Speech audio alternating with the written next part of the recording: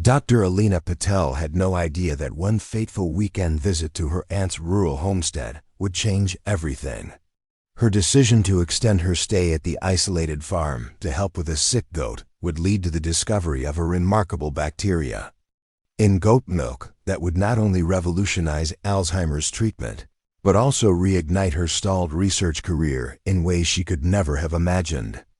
Before we jump back in, tell us where you're tuning in from, and if this story touches you, make sure you're subscribed, because tomorrow I've saved something extra special for you.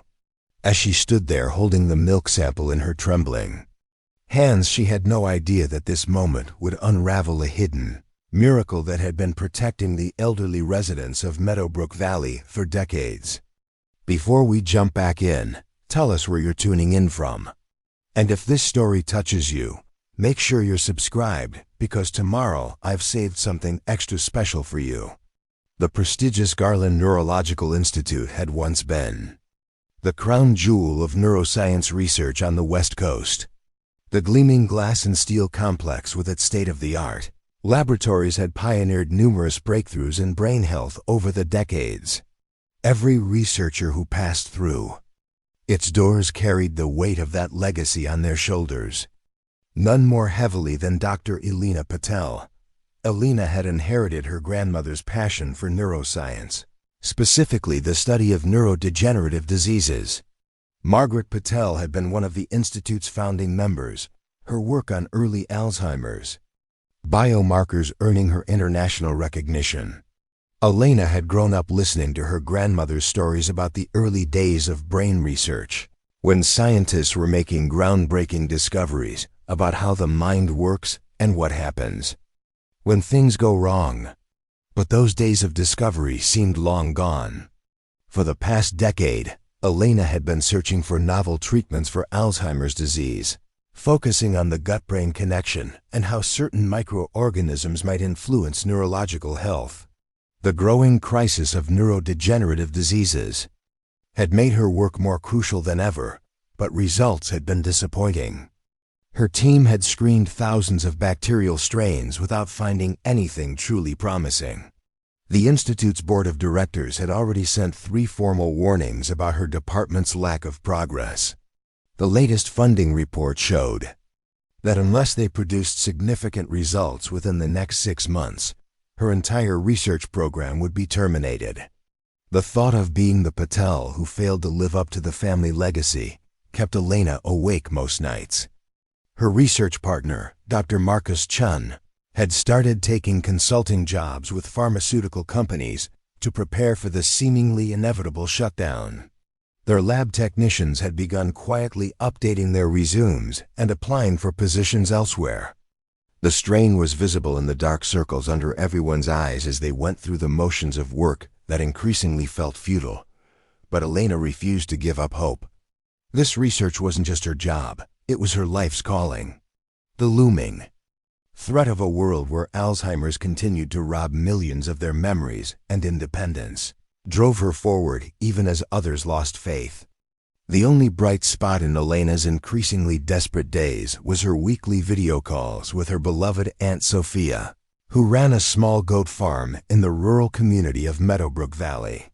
Aunt Sophia had been like a second mother to Elena after her parents' divorce, providing stability and encouragement during turbulent teenage years. Sophia Kumar had left a promising career in microbiology to pursue her dream of sustainable farming 30 years ago, a decision that had baffled the family at the time. But her small farm had flourished, producing artisanal cheeses that sold for premium prices at farmers markets across the state. More importantly, Sophia seemed content in a way that many of Elena's high-achieving colleagues did not. When Sophia mentioned during their weekly call that she was worried about one of her prize Nubian goats showing unusual symptoms, Elena saw an opportunity for a much-needed weekend away from the pressure of the lab. "I could drive up Friday evening," she offered. "I still remember enough from my pre-vet courses to take a look at your goat." The relief in her aunt's voice was palpable. "That would be wonderful, Ellie. It's been too long since you visited anyway. Fresh air might do you good." Elena's department-issued Tesla hummed smoothly along the coastal highway before turning inland toward the rolling hills of Meadowbrook Valley. As the landscape transformed from urban sprawl to agricultural patchwork, she felt some of the tension easing from her shoulders.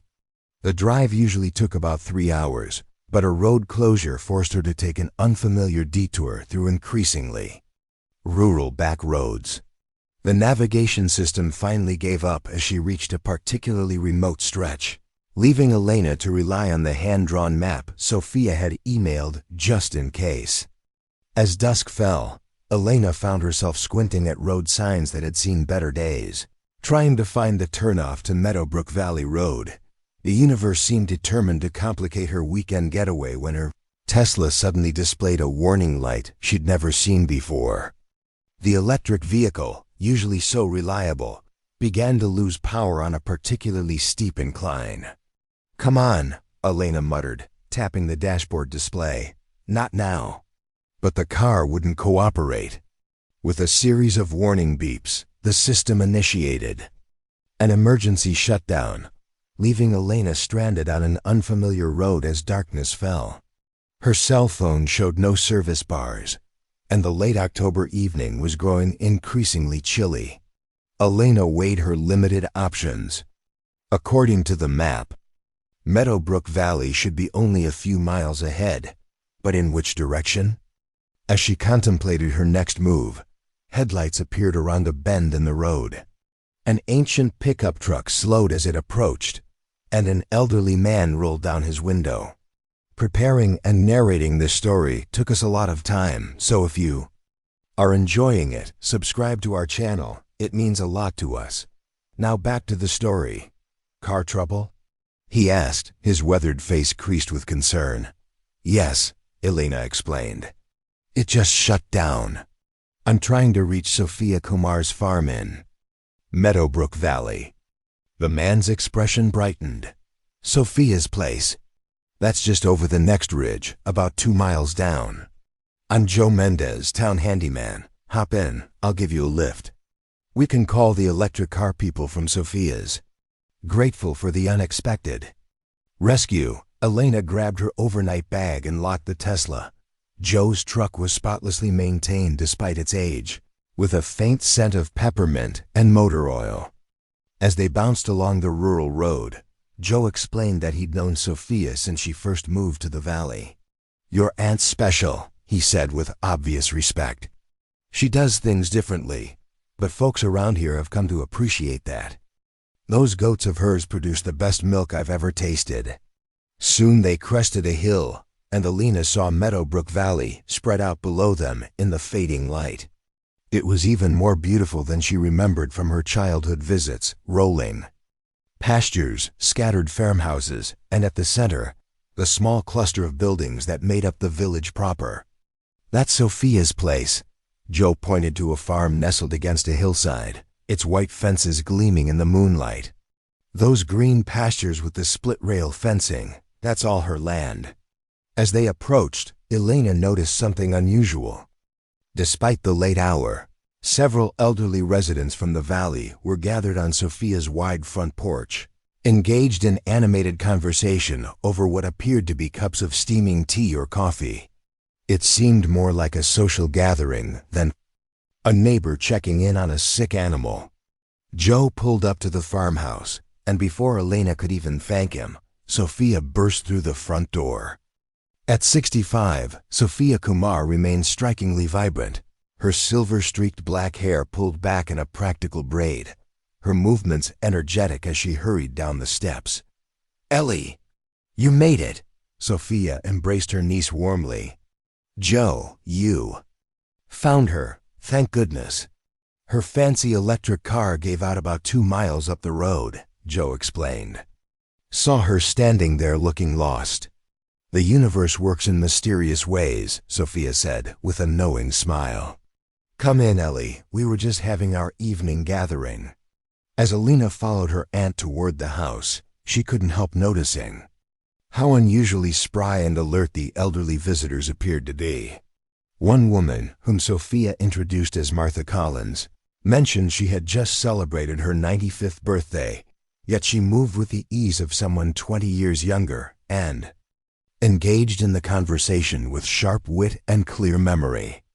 Inside, the farmhouse was just as Elena remembered, warm, inviting, and filled with the eclectic mix of scientific journals and farming manuals. The large kitchen with its massive wooden table served as the heart of the home, currently occupied by several more elderly residents enjoying what appeared to be goat milk smoothies. "Everyone, this is my niece Elena," Sophia announced. "The brilliant neuroscientist I've told you all about." The warm welcome was interrupted by the bleating of a goat from the direction of the barn. Sophia's expression shifted to concern. "That's Athena, my sick girl. She's been off her feed for 3 days now. I was hoping you could take a look." Eager to be useful, Elena followed her aunt to the barn, a modern structure that contrasted with the traditional farmhouse. Inside, the space was immaculate, with separate stalls for each goat and state-of-the-art milking, equipment that seemed surprisingly sophisticated for a small operation. Athena, a beautiful Nubian goat with a glossy brown coat and distinctive drooping ears, lay in a comfortable stall bedded with fresh straw. She raised her head weakly as they entered. "She's not eating properly, and her milk production has dropped," Sophia explained, stroking the goat's neck gently. "The local vet checked her yesterday, but couldn't find anything obviously wrong." Elena examined the goat carefully, drawing on long-forgotten veterinary knowledge. Her temperature slightly elevated. Could be a mild infection. "Have you started any treatments?" "Just some herbal remedies so far," Sophia said. "I prefer to avoid antibiotics unless absolutely necessary. They disrupt the beneficial bacteria." Something in her aunt's tone caught Elena's attention. "The beneficial bacteria?" Sophia hesitated, then seemed to make a decision. "Let me show you something while we're out here." She led Elena to a small laboratory setup at the back of the barn, a space Elena had never seen during her previous visits. It contained basic but functional equipment, a microscope, a small centrifuge, test tubes, and a modest incubator. "You have a lab in your barn?" Elena asked, unable to hide her surprise. Sophia smiled slightly. "I may have left academia, but I never stopped being a scientist. I've been studying the microbiome of my goats for years. There's something special about them, Ellie, something I've been documenting privately." Before Elena could ask more questions, they were interrupted by Joe Mendez calling from the farmhouse.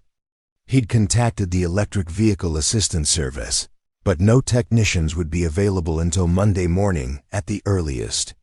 The remote location and weekend timing complicated matters. "Looks like you're stuck with me for a few days," Elena told her aunt with a rueful smile. "Perfect timing," Sophia replied, with that same enigmatic expression Elena had noticed earlier. "Now you can really help me with Athena, and maybe I can show you some of my research." Back at the house, the evening gathering was winding down. Elena noticed that several of the elderly visitors were taking small containers of what appeared to be fresh goat milk as they prepared to leave. "Your daily delivery," Sophia said to Martha Collins, handing her a glass bottle of milk. "Don't forget to drink it tonight before bed." "As if I would," Martha replied with a laugh. "Best sleep medicine I've ever had, and my arthritis hasn't bothered me in years." Once the visitors had departed, Sophia prepared a late dinner for Elena, accompanied by a glass of fresh goat milk. "Try it," she encouraged when Elena hesitated. "It's nothing like the store-bought version." The milk was surprisingly sweet and rich, with none of the gamey flavor Elena had expected. As they ate, Sophia asked about Elena's research at the Garland Institute, listening intently as her niece described the challenges of finding effective approaches to Alzheimer's treatment. "The fundamental problem," Elena explained, warming to her subject, "is that we still don't fully understand the mechanisms of neurodegeneration. By the time symptoms appear, significant damage has already occurred. We've been investigating the gut-brain axis, how intestinal bacteria might influence neurological health, but haven't found any significant correlations yet. Sophia nodded thoughtfully. The microbiome is incredibly complex. Sometimes the most powerful effects come from unexpected sources. There was something in her aunt's tone, a hint of hidden knowledge, that piqued Elena's curiosity. But before she could probe further, exhaustion from the long drive and eventful evening overcame her. Sophia showed her to the comfortable guest room, the same one she'd used during childhood visits. "We'll talk more tomorrow," Sophia promised. "And you can tell me more about your research challenges." That night, Elena slept more deeply than she had in months. The worries about her funding and future, temporarily held at bay by the peaceful surroundings and her aunt's warm welcome. She dreamed of goats grazing in sunlit pastures and elderly people dancing with surprising agility under the moonlight. Morning brought clear skies and the enticing aroma of coffee and fresh-baked bread. Elena found Sophia already at work in the kitchen, preparing breakfast while simultaneously reviewing what appeared to be scientific data on her tablet. "You're still keeping up with the literature," Elena observed, accepting a mug of coffee gratefully. "Of course," Sophia replied. "Just because I left the academic world doesn't mean I stopped learning. I subscribe to several journals in microbiology and neuroscience." After breakfast, they returned to the barn to check on Athena. The goat seemed slightly improved, more alert and willing to nibble at the fresh hay Sophia offered. While Sophia tended to her other goats, Elena found herself drawn to the small laboratory space, curious about what research her aunt might be conducting. The microscope was set up with a slide already in place. Unable to resist, Elena adjusted the focus and peered through the eyepiece. What she saw made her scientific curiosity immediately sharpen. Unusual bacterial structures, unlike any common strains she recognized. "I see you found my little project," Sophia said from behind her, not sounding upset at the intrusion. Elena looked up from the microscope. "What am I looking at?" "These bacteria have an unusual morphology." Sophia came to stand beside her. "I call them Lactobacillus neuroregenerans, though that's my informal name, not officially recognized, of course. They're a strain I've isolated from my goat's milk. They only appear in goats that graze in specific areas of my pasture. They look somewhat similar to certain probiotic strains," Elena observed, "but with significant structural differences." "What do they do?" Sophia hesitated, then seemed to make a decision. "That's the extraordinary part. I believe they produce compounds that have neuroprotective and possibly neuroregenerative properties." Elena's scientific skepticism immediately surfaced. "That's a remarkable claim. What evidence do you have?" "Observational data, primarily," Sophia admitted. "I haven't had access to a proper research laboratory in years. But the evidence is compelling. Ellie, look around you. Meadowbrook Valley has the lowest rate of dementia and Alzheimer's in the state, possibly the country. The average age in this community is well above the national average, and cognitive function among the elderly is exceptional." "Correlation doesn't imply causation," Elena replied automatically, the scientist in her unable to accept such extraordinary claims without solid evidence. "True," Sophia acknowledged. "But when Martha Collins moved here 10 years ago, she was already showing signs of early-stage Alzheimer's. Her doctor in San Francisco had confirmed it. Within 6 months of drinking my goat's milk daily, her symptoms began to reverse. She's not the only case." Elena felt a surge of both excitement and disbelief. As a scientist dedicated to finding Alzheimer's treatments, she couldn't dismiss her aunt's claims outright. But years of rigorous training made her wary of anecdotal evidence and too-good-to-be-true scenarios. "If what you're suggesting is true," she said carefully, "it would be revolutionary. But we'd need controlled studies, brain imaging, biomarker analysis." "I know," Sophia interrupted gently. "That's why I've kept this private all these years. I don't have the resources or credentials to conduct that kind of research, but I've documented everything meticulously. She pulled a tablet from a drawer and opened a file. These are my records, milk samples, bacterial counts, health outcomes for everyone in the valley who consumes the milk regularly. Elena scrolled through the data, impressed despite her skepticism. Her aunt had maintained surprisingly rigorous records. For someone working alone without institutional support, the correlation between regular consumption of the milk and cognitive health was striking, though as Elena well knew, many factors could influence such outcomes. "Why are you showing me this now?" she asked, looking up from the tablet. Sophia's expression grew serious. "Because I'm getting older, Ellie. This knowledge shouldn't die with me. And because I know your research program is in trouble. Maybe this is the breakthrough you've been looking for." The implications were staggering. If Sophia's observations were even partially correct, the bacteria in her goat's milk could represent a significant advance in Alzheimer's treatment. But the scientist in Elena couldn't simply accept these claims without verification. "I'd need to take samples back to my lab," she said, thinking through the logistics. "Run proper analyses, culture the bacteria, test their effects on neural cell lines." "I was hoping you'd say that," Sophia replied with a smile. "I've been waiting for the right person to share this with. Someone who would approach it ethically, who would understand its importance beyond commercial potential." As they discussed next steps, Elena's mind raced with both excitement and caution. The professional implications alone were enormous. If these bacteria truly had neuroregenerative properties, it could save her research program and potentially help millions suffering from neurodegenerative diseases. But there were also complexities to consider: intellectual property questions, the impact on Meadowbrook Valley if word got out, the ethics of how such a discovery should be developed and shared.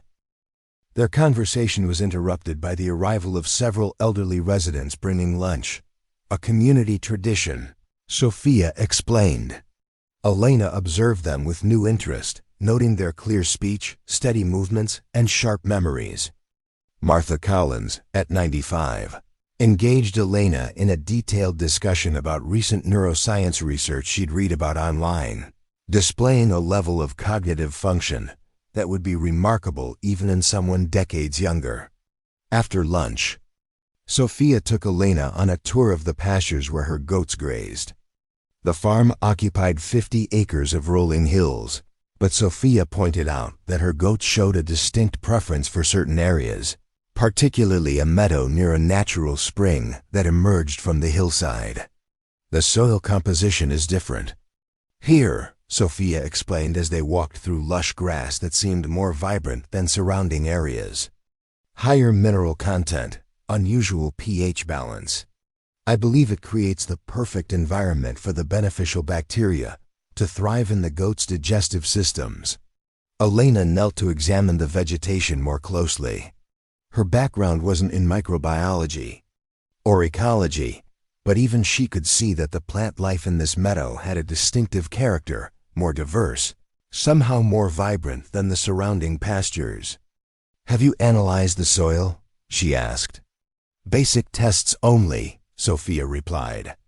"I've documented higher levels of certain trace minerals, selenium, zinc, magnesium, but I don't have the equipment for comprehensive analysis." As they continued walking, Sophia shared more about how she had discovered the unusual properties of her goat's milk. It had begun almost by accident, when she noticed that elderly neighbors who regularly consumed her products seemed to maintain better health than those who didn't. Being a scientist at heart, she had begun keeping records, making observations, and eventually setting up her modest lab to study the milk's microbiological properties. "I never set out to find a treatment for Alzheimer's," she explained. "I was just curious about why my neighbors were staying so healthy into their 80s and 90s. The cognitive benefits became apparent over time, especially when Martha arrived with her early Alzheimer's diagnosis and experienced such dramatic improvement. By the time they returned to the farmhouse, Elena's scientific mind was fully engaged with the possibilities. Despite her initial skepticism, she couldn't dismiss the combination of her aunt's meticulous records, the unusual bacterial morphology she'd observed under the microscope, and the remarkable cognitive health of the elderly residents she'd met. "I want to help you investigate this properly," she told Sophia as they sat on the porch watching the sunset. "When I return to the institute, I can run preliminary analyses on milk samples and bacterial cultures. If the results are promising, we can discuss next steps." Sophia squeezed her hand gratefully. "That's all I've wanted, for someone with the right knowledge and resources to take this seriously. But Ellie, there's something important you should understand about how I've approached this over the years." "What's that?" "I've deliberately kept this knowledge within our community, sharing the milk only with local residents who need it. I've never sought patents or commercial applications. The people here have become like family, and this gift belongs to them." "First," Elena nodded thoughtfully, "that's admirable, but if these bacteria truly have the properties you suspect, they could help millions of people suffering from Alzheimer's and other neurodegenerative diseases. Doesn't that create an ethical obligation to share the discovery more widely?" "Of course," Sophia agreed. "But how that sharing happens matters deeply. I've watched too many natural remedies get transformed into expensive, proprietary drugs that the original communities can no longer access. I don't want that to happen here." This perspective resonated with Elena more than she had expected. In her years at the Garland Institute, she had seen how commercial interests often shaped research priorities and development pathways, sometimes at the expense of broader public health goals. "We'll find a balanced approach," she promised. "One that respects the community while making this potential treatment available to those who need it." As they prepared for bed that evening, Elena found herself more energized about her research than she had been in years. Whether or not her aunt's bacteria proved to have the properties Sophia suspected, the investigation itself would open new avenues for her work on the gut-brain connection in neurodegenerative disease. Just before retiring to her room, Elena paused in the doorway. "Aunt Sophia, how long have you known about these bacteria and their potential effects?" Sophia's expression grew thoughtful. "I first isolated the unusual strain about 15 years ago, but I suspected something special was happening years before that, when I noticed how well my older neighbors were aging." "Why do you ask?" "I'm just wondering why you never published your findings or sought academic collaboration. You were a respected microbiologist before you left for farming. Your observations would have been taken seriously." Sophia was quiet for a moment before responding. "I made a choice when I left academia, Ellie. I wanted a different relationship with knowledge, one based on direct observation and benefit to my immediate community rather than publications and patents. Maybe that was selfish, or maybe it was wise. I'm still not sure." As Elena drifted off to sleep that night, her mind buzzed with scientific possibilities and ethical considerations. The potential discovery of bacteria with neuroregenerative properties could transform the field of Alzheimer's research and treatment.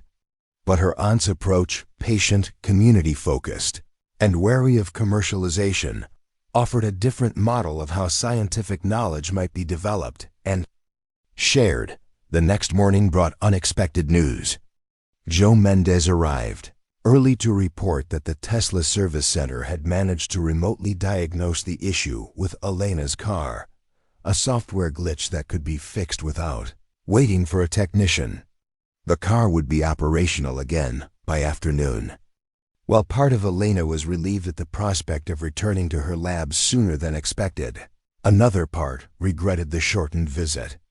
There was still so much to learn about Sophia's discovery and the remarkable health of Meadowbrook Valley's elderly residents.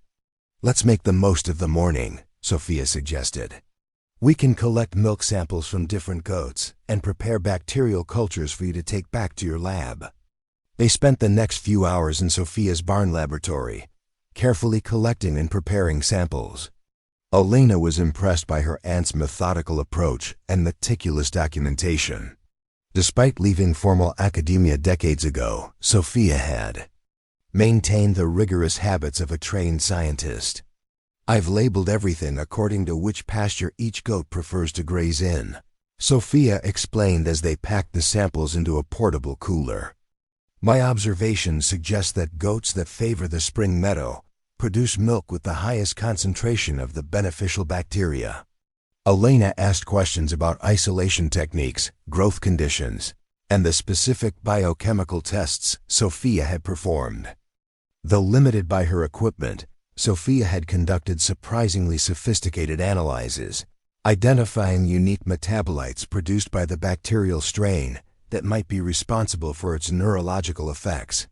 As they worked, Sophia shared more about her journey from academic microbiologist to goat farmer and unofficial community health guardian.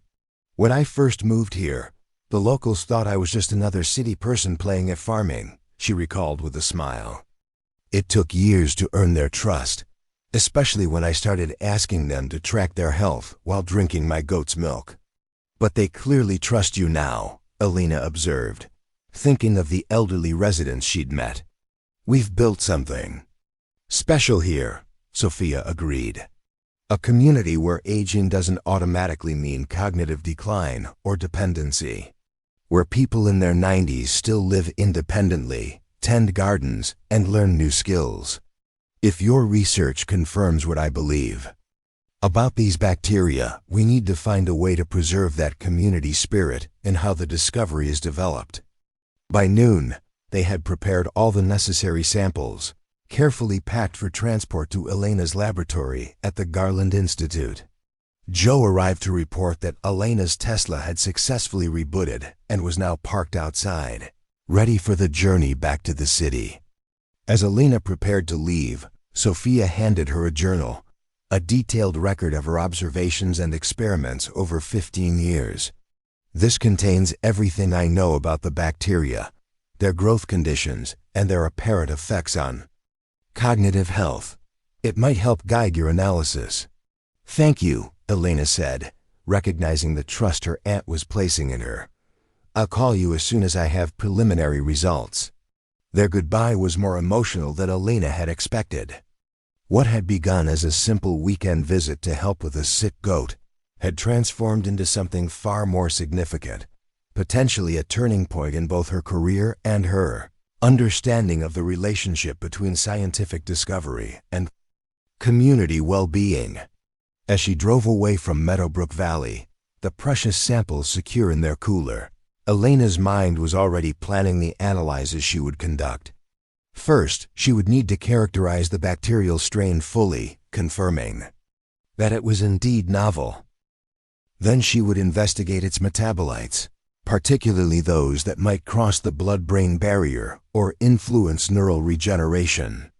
If Sophia's observations proved correct, this could be the breakthrough her research program desperately needed. But more importantly, it could offer hope to millions suffering from Alzheimer's disease and their families. The possibility not just of slowing decline, but potentially reversing it. The Tesla hummed smoothly along the rural roads, guided by a navigation system that had mysteriously recovered its functionality. Elena couldn't help but smile at the coincidence, or was it providence, that had led her car to fail precisely where and when it did, forcing her to spend extra time at her aunt's farm and discover a secret that might change everything. As the landscape gradually shifted from rural to suburban and finally to the urban environment of her daily life, Elena felt a new sense of purpose taking root. The challenges ahead were significant, scientific, ethical, and logistical, but for the first time in months, she felt genuine hope about the future of her research and its potential impact on human suffering. When she finally reached the outskirts of the city, Elena placed a call to Dr. Marcus Chen, her research partner. "Marcus," she said when he answered, unable to keep the excitement from her voice, "I need you to clear your schedule for tomorrow. I'm bringing something back from my weekend that could change everything." The Garland Neurological Institute's research wing was nearly empty when Elena arrived late that evening. She used her keycard to access the specialized laboratory where her team conducted their work, the cooler of precious samples clutched tightly in her hand. The familiar space, with its gleaming equipment and sterile surfaces, seemed different somehow after her time at Meadowbrook Valley, more isolated, less connected to the human impact of their research.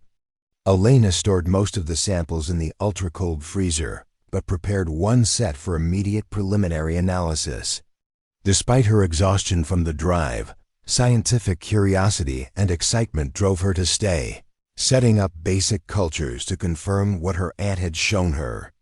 Through the microscope, the bacterial morphology was just as unusual as she had observed in Sophia's barn laboratory, distinct from known probiotic strains, with structural features suggesting unique metabolic capabilities. It was nearly midnight. When Elena finally drove to her apartment, her mind racing with hypotheses and experimental designs. For the first time in months, she felt the thrill of scientific possibility that had first drawn her to research. The next morning, Elena arrived at the institute earlier than usual, finding Dr. Marcus Chun already at his desk reviewing journal articles. At 45, Marcus had the measured patience of a scientist who had weathered multiple funding cycles and research disappointments.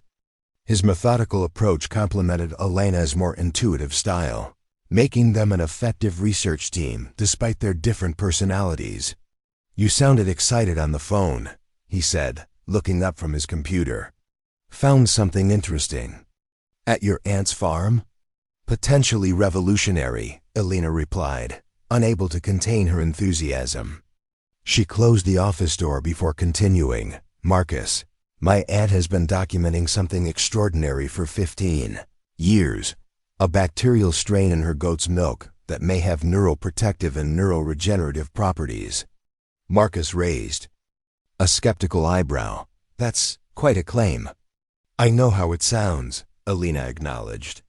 "And I'd be skeptical too if I hadn't seen the evidence myself. The elderly residents in her community who regularly consume this milk show remarkably preserved cognitive function, even those with previous Alzheimer's diagnoses." She explained everything: Sophia's background as a microbiologist, her meticulous documentation, the unusual bacterial strain, and the extraordinary health of Meadowbrook Valley's elderly population. As she spoke, she pulled up the digital copies of Sophia's records she had transferred to her tablet. Marcus's skepticism gradually shifted to cautious interest as he reviewed the data. "The correlation is striking," he admitted. "But you know as well as I do how many factors could influence these outcomes." "Of course," Elena agreed. "That's why we need to run proper analyses. Confirm the novelty of the bacterial strain, identify its metabolites, test their effects on neural cell lines. If there's even a fraction of the effect my aunt has documented, this could transform our understanding of the gut-brain connection in neurodegenerative disease." Marcus tapped his fingers thoughtfully on the desk. "Our department's facing the funding axe in 6 months. We can't afford to chase wild geese." "This isn't a wild goose," Elena insisted. "Look at the bacterial morphology." She pulled up the microscopy images she had taken the previous night. "Have you ever seen anything like this in known probiotic strains?" He studied the images carefully. "It's certainly unusual." "What are you proposing exactly?" 2 weeks of focused analysis, Elena said. "We prioritize characterizing the bacteria and identifying any unique metabolites. If we find nothing promising, we return to our current research path. But if we find something, anything that supports my aunt's observations, we pivot the lab's focus to this new direction." After further discussion and review of the preliminary data, Marcus cautiously agreed. They would need to be discreet. However, the Institute had strict protocols about introducing new research directions, especially those involving external samples. For now, they would characterize the bacteria as part of their ongoing work on the gut-brain axis, without revealing the potential breakthrough until they had more substantial evidence. Their next step was to bring in Ramirez, their skilled lab technician whose expertise in microbiology would be essential. Like Marcus, Ramirez was initially skeptical but became increasingly intrigued as Elena explained the potential significance of the bacterial strain. "If this pans out," Ramirez said as they set up the more sophisticated analysis equipment, "it could be career-defining for all of us." "It's more than that," Elena replied. "If these bacteria truly have the properties my aunt has observed, they could help millions of people suffering from neurodegenerative diseases. That's what matters most." Over the next several days, the small team worked with focused intensity, often staying late into the evening to monitor experiments and analyze results. They maintained careful secrecy, referring to the project in vague terms when colleagues inquired about their suddenly renewed enthusiasm. The first breakthrough came on day 4, when their genetic analysis confirmed that the bacterial strain was indeed novel, related to known lactobacillus species, but with significant genomic differences that had never been documented in scientific literature. "We're definitely looking at a new strain, possibly even a new species," Ramirez reported, showing Elena and Marcus the comparative genomic analysis. "The sequencing shows several unique gene clusters that aren't present in characterized probiotic bacteria." Elena felt a surge of excitement. "Can we identify what those gene clusters might code for?" "Some appear to be involved in specialized metabolite production," Ramirez explained. "But determining exactly what compounds they produce will require more detailed biochemical analysis." The team shifted focus to analyzing the bacterial metabolites, using mass spectrometry and other advanced techniques to identify the compounds produced when the bacteria were cultured under various conditions. This process was more time-consuming, requiring careful sample preparation and repeated analyses to ensure accuracy. On day 8, Marcus burst into Elena's office, his usually calm demeanor disrupted by obvious excitement. "You need to see this," he said, placing a tablet on her desk. The mass spec results identified several novel compounds in the bacterial cultures, including this one. Elena studied the chemical structure displayed on the screen. "What am I looking at?" "A compound with structural similarities to nerve growth factor," Marcus explained, "but with modifications that might allow it to cross the blood-brain barrier more effectively. In theory, this could promote neural regeneration in damaged brain tissue." Elena's heart raced. This aligned perfectly with her aunt's observations about cognitive improvements in elderly residents consuming the goat milk. "We need to test it on neural cell lines immediately." "Already preparing the experiment," Marcus confirmed. "But, Elena, if this compound does what we think it might, we're looking at a potential revolution in Alzheimer's treatment." That evening, Elena called Sophia to share the preliminary findings. Her aunt listened calmly, asking insightful questions about their methodologies and analyses. "I'm not surprised," Sophia said when Elena had finished explaining. "I've watched these effects in real people for years. But scientific confirmation matters. It validates what I've observed and opens the door to helping people beyond our small community." "We're still early in the process," Elena cautioned. "The cell line tests will take several days, and even if those show promising results, we'd need animal studies and eventually clinical trials to prove efficacy in humans." "I understand the scientific process," Sophia reminded her gently. "I just want to know your plan if this continues to show promise. How will you approach development and eventual distribution?" It was a critical question, one that had been lingering in Elena's mind since her visit to Meadowbrook Valley. The typical pathway would involve patenting the bacterial strain and its metabolites, then partnering with pharmaceutical companies for development and clinical trials. But that approach often led to expensive treatments inaccessible to many who needed them. "I've been thinking about alternative models," Elena admitted. Ways to ensure this remains accessible and affordable. If it proves effective. But I need to have more concrete evidence before approaching the Institute's leadership with unorthodox development proposals. Keep me informed, Sophia requested. The people of Meadowbrook Valley are stakeholders in this discovery too. Their well-being needs to remain part of the equation. The next major breakthrough came 3 days later, when their neural cell line tests showed remarkable results. The bacterial metabolites, particularly the Ng-Flyke compound, significantly increased neural growth and reduced cellular markers associated with neurodegeneration. The effect size is unprecedented, Marcus said as they reviewed the data together. I've never seen anything like this in all my years of Alzheimer's research. Elena felt simultaneously elated and sobered by the implications. We need to replicate these results multiple times to confirm. And we should test against different neural cell lines to ensure the effect is consistent. Agreed, Marcus nodded. But Elena, I think it's time to bring Dr. Rivera into the loop. We're going to need the department chair's support to take this to the next level. Dr. Gabriela Rivera, chair of the Neurodegenerative Disease Department, and Elena's direct supervisor, was known for her scientific rigor and strategic thinking. She had been supportive of Elena's work, but had also made it clear that without significant progress, funding reallocation was inevitable. They scheduled a meeting for the following morning, preparing a comprehensive presentation of their findings thus far. Elena barely slept that night, rehearsing how she would explain not just the scientific breakthrough, but also her vision for its ethical development, a vision shaped by her aunt's community-centered approach.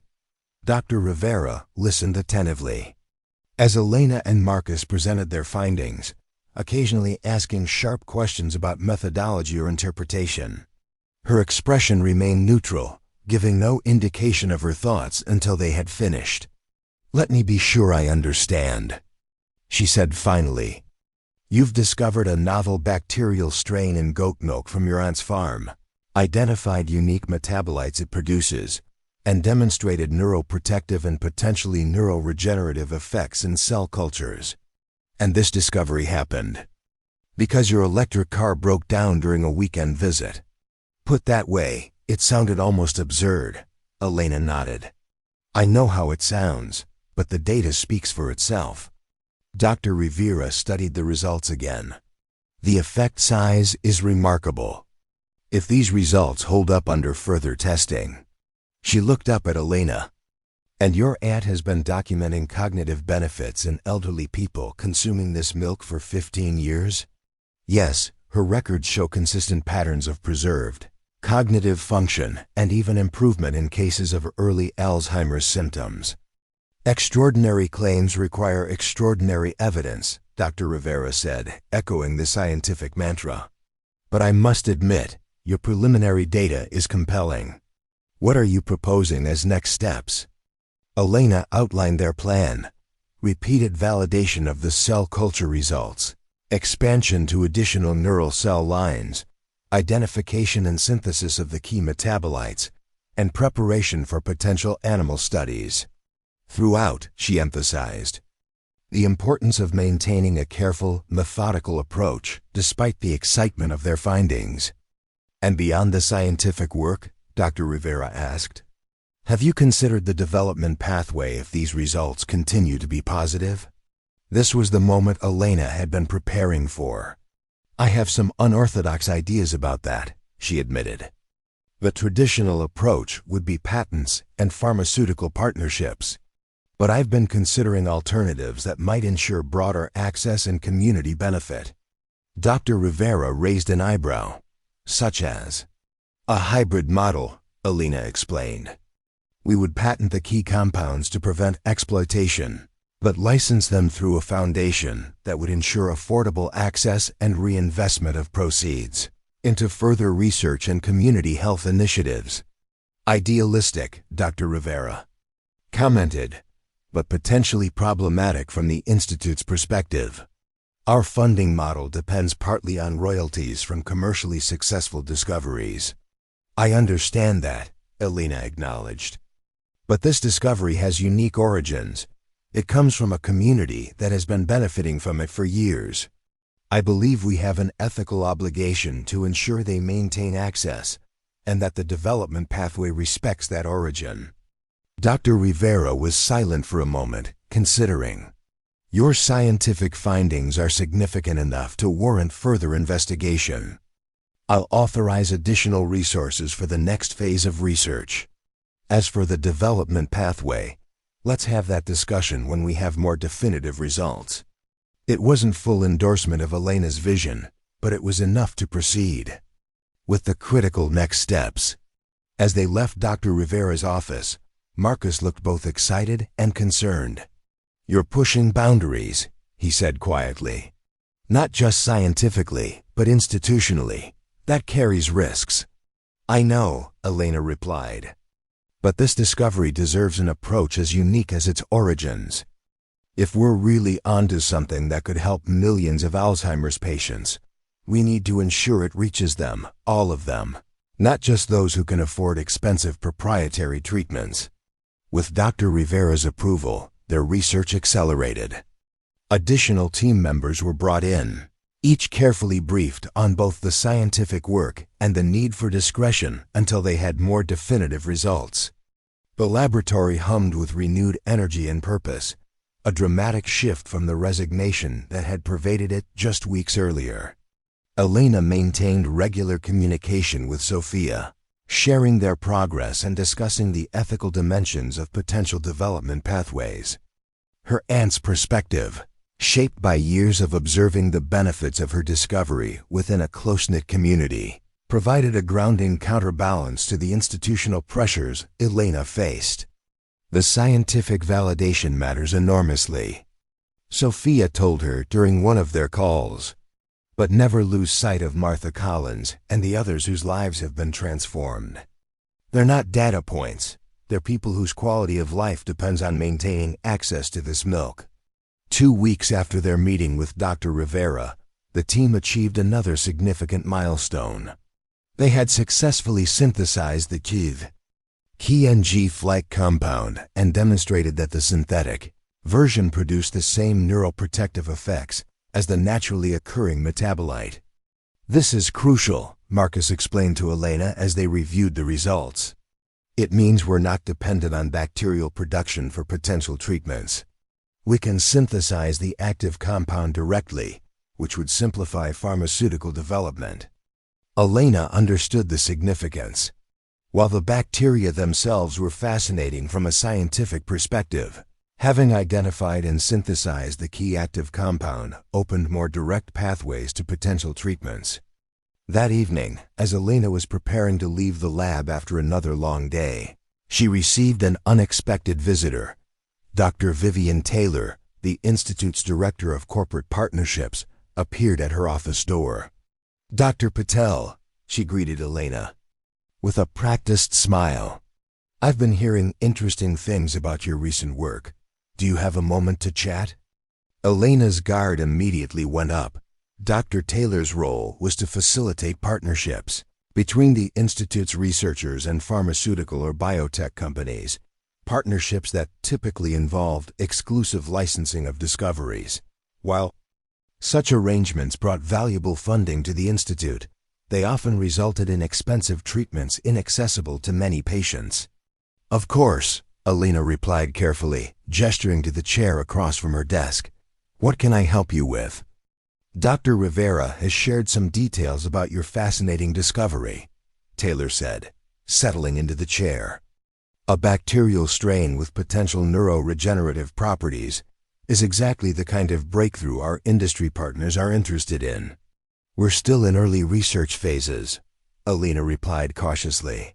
Many steps remain before we can confirm therapeutic potential in humans. Of course, Taylor nodded. But it's never too early to begin considering development pathways.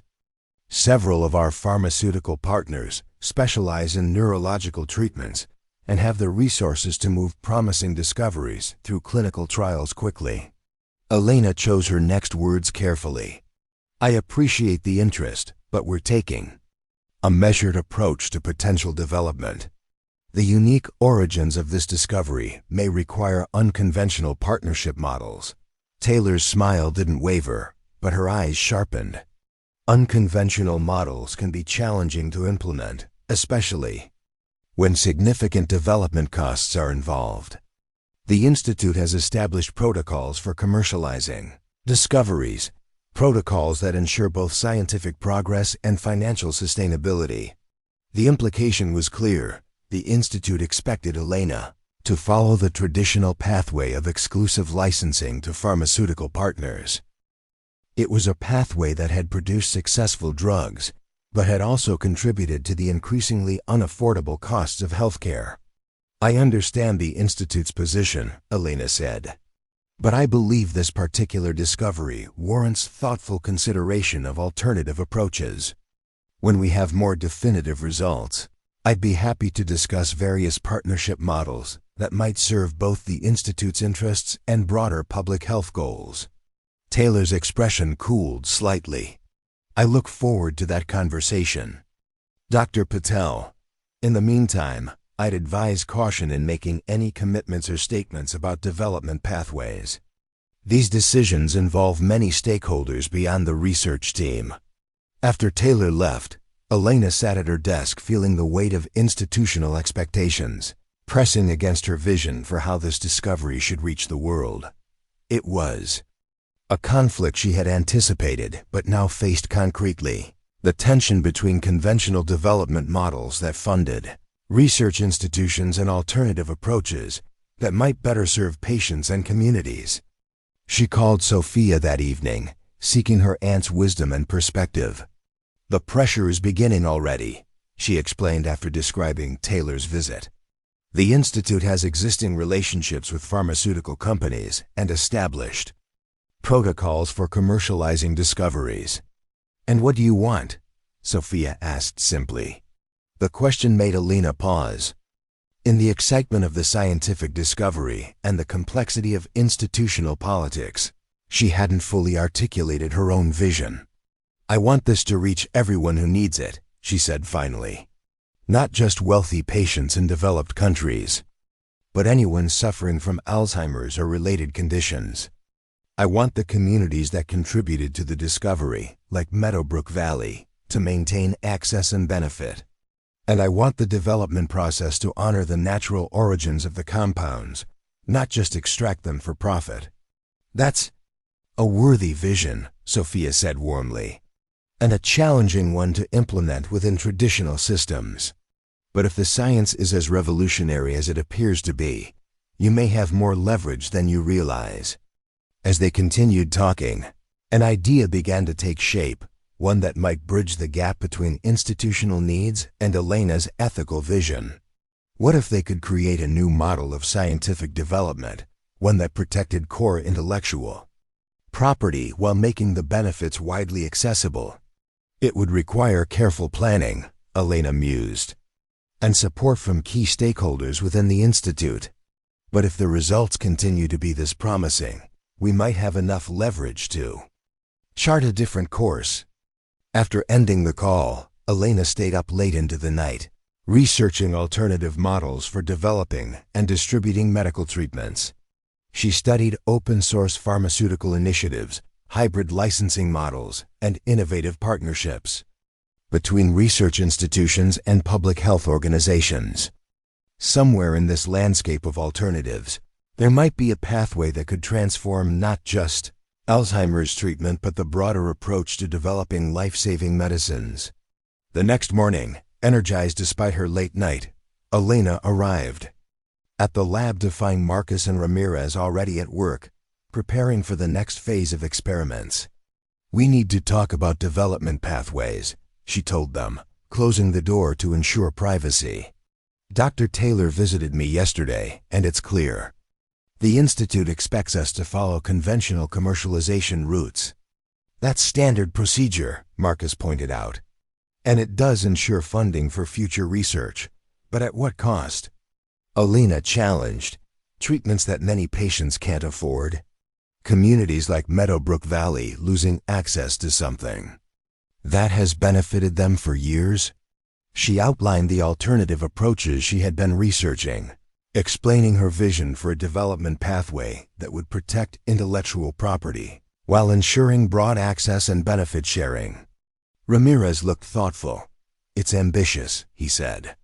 "But if any discovery could justify a new approach, it's this one. The potential impact is enormous." Marcus was more cautious. "The Institute won't easily deviate from established protocols, especially with something this potentially valuable. We'd need compelling arguments and key allies." "Then let's develop those arguments and find those allies," Elena said with determination. "Starting with irrefutable scientific evidence of efficacy. Let's make our results so compelling that we gain the leverage to influence how this discovery reaches the world." With renewed purpose, the team returned to their work, focusing on generating the robust evidence that would form the foundation of their case. As they prepared for the next crucial phase of testing, Elena felt herself standing at a crossroads, not just in her scientific career, but in her understanding of how groundbreaking discoveries should benefit humanity. The bacteria from her aunt's goat farm had already transformed her research path and potentially saved her department from funding cuts. But its greater potential to transform lives affected by Alzheimer's disease and possibly create a new model for ethical scientific development was still unfolding before her. It was a journey that would require not just scientific rigor, but moral courage and strategic vision to navigate the complex landscape ahead. The following weeks brought a whirlwind of activity in Elena's laboratory. With Dr. Rivera's approval, they had expanded their team to include specialists in neuropharmacology and animal models of Alzheimer's disease. Their work proceeded along two parallel tracks: further characterization of the bacterial metabolites and preparation for preclinical testing in mouse models of neurodegeneration. Every new result reinforced their initial findings.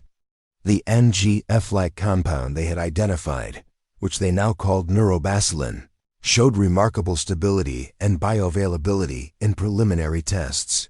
Even more exciting, they had identified two additional compounds produced by the bacteria with complementary neuroprotective properties. Together, these metabolites appeared to create a synergistic effect greater than any single compound alone. It's like they evolved specifically to protect brain function. Dr. Aisha Kauri, the neuropharmacologist who had joined their team, remarked as they reviewed the latest data. "One compound promotes neural growth, another reduces inflammation, and the third appears to clear protein aggregates similar to those seen in Alzheimer's patients." "Nature is often the best chemist," Elena replied, thinking of her aunt's goats grazing in specific pastures, instinctively consuming the plants that fostered these remarkable bacteria in their digestive systems. There was a beautiful symbiosis at work: the land, the plants, the animals, and now potentially humans, all connected through these microscopic organisms. As their scientific work progressed, Elena continued researching alternative development models, building a case for a more open and equitable approach to bringing their discovery to patients. She found precedents in open-source pharmaceuticals, patent pools for essential medicines, and innovative licensing strategies that balanced commercial viability with broad access.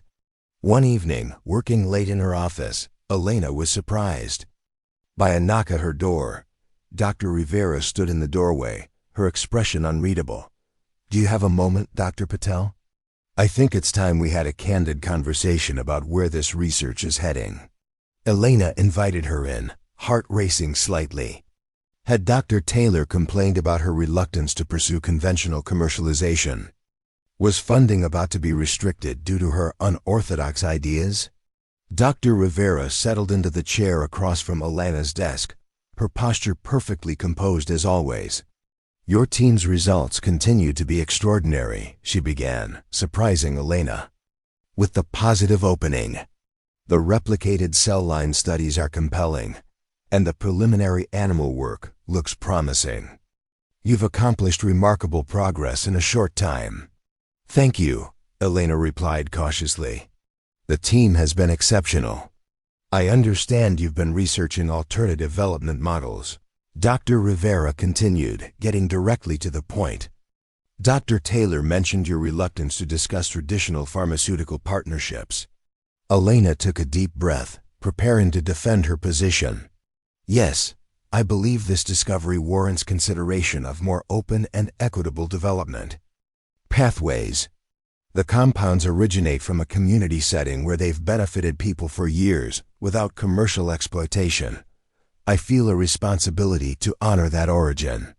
To her surprise, Dr. Rivera nodded thoughtfully. I appreciate your ethical concerns, and they're not without merit. But I need to be certain you understand the institutional realities we face. She proceeded to explain the complex funding mechanisms that supported the Garland Institute. A mixture of government grants, private donations, and critically, royalties from commercialized discoveries. These royalties funded not just further research but also educational programs and community outreach initiatives. The traditional development pathway isn't solely about profit, Dr. Rivera emphasized. It sustains our broader mission and enables future discoveries that might never receive initial grant funding.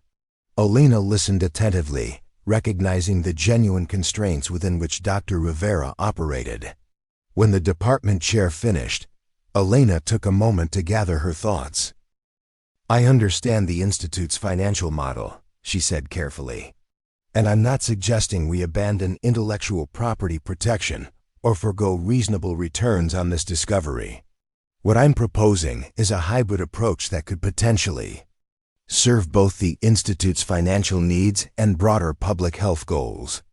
She outlined her developing vision, a foundation that would hold the primary patents, with the Institute as a major stakeholder. This foundation would implement tiered licensing strategies, commercial rates for wealthy markets, reduced rates for middle-income countries, and minimal or no-cost licensing for low-income regions where Alzheimer's was increasingly prevalent, but treatment options severely limited. The global Alzheimer's market is projected to reach over $25 billion annually by 2030, Elena pointed out. Even with an equitable licensing approach, the returns could be substantial. And by demonstrating leadership in ethical biomedical development, the Institute could attract new donors and partners specifically interested in supporting this model. Dr. Rivera listened without interruption, her expression thoughtful. When Elena finished, she remained silent for a moment. It's an ambitious vision, she finally said, and not without merit. But it would require support from the Institute's board and executive leadership, many of whom favor proven approaches to commercialization. Would you be willing to help me make the case? Elena asked directly. If our results continue to be this promising, we'll have created something of enormous value. That should give us some leverage in determining how it reaches patients. Dr. Rivera studied Elena with new interest. You're not just a scientist, Dr. Patel, you're becoming a strategic thinker about how science serves humanity. That's rarer than it should be. She stood to leave but paused at the door. Continue your research on alternative models alongside your scientific work. When we have definitive preclinical results, I'll arrange a meeting with the Institute. Director, I'm not promising support, but I'm willing to ensure your ideas receive fair consideration. It was more than Elena had hoped for, not approval, but an opening, a chance to challenge conventional approaches if their scientific results were compelling enough. The next morning, she received unexpected news. Sophia called to report that Athena, the goat whose illness had prompted Elena's fateful visit, had delivered healthy twin kids. They're beautiful, Sophia said, the smile evident in her voice, and Athena is doing wonderfully. Sometimes what looks like a problem is actually the beginning of something new. The metaphor wasn't lost on Elena. What had begun as a simple Visit to help with a sick goat had blossomed into a potentially revolutionary scientific discovery and a personal awakening about her role in determining how that discovery would impact the world. 3 days later, the team reached another significant milestone. The first round of testing in mouse models of Alzheimer's disease showed remarkable results. Mice treated with neurobacillin and the complementary compounds showed significant improvements in memory tests and reduced brain pathology compared to untreated controls. The effect size is unprecedented, Dr. Cowrie reported during their team meeting, unable to contain her excitement, particularly in the reversal of established pathology. Most Alzheimer's treatments being developed focus on slowing progression. But these compounds appear to actually reverse damage that's already occurred.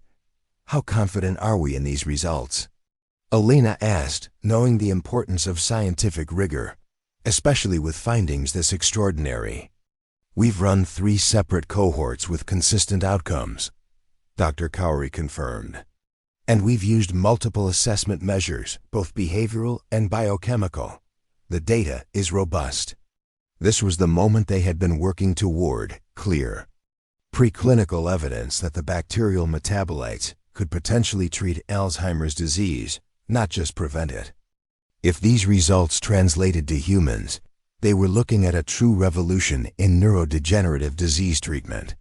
We need to prepare a comprehensive report for Dr. Rivera, Elena decided, and start planning for the next phase of testing. Marcus, can you coordinate with the preclinical team on expanded animal studies? We need to establish dosing parameters and begin safety assessments. As the team dispersed to their various tasks, Elena felt the weight of responsibility settling more firmly on her shoulders. The scientific validation was proceeding even better than she had hoped. Now she needed to ensure that the development pathway would honor both the origin of this discovery and its potential to help millions suffering from Alzheimer's disease. She scheduled a trip to Meadowbrook Valley for the following weekend, feeling a need to reconnect with the source of their breakthrough and to discuss next steps with Sophia in person. The drive gave her time to reflect on how dramatically her professional life had transformed in just a few weeks, from facing the likely termination of her research program to leading a team making potentially historic advances in Alzheimer's treatment.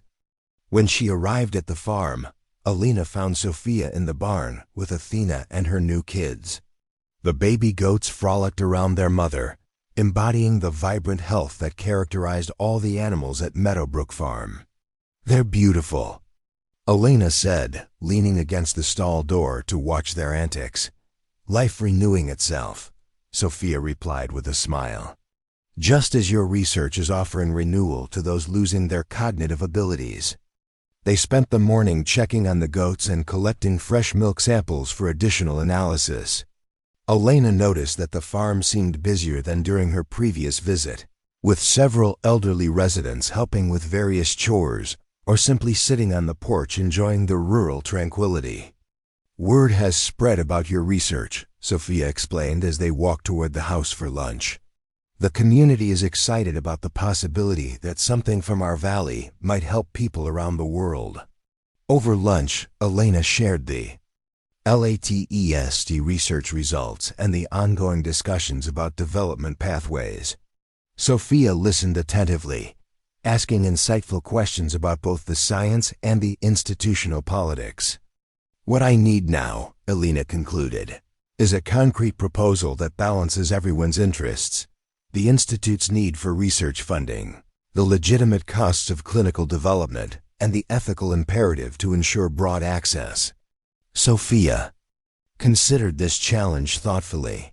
"Perhaps you need to expand your thinking about stakeholders," she suggested.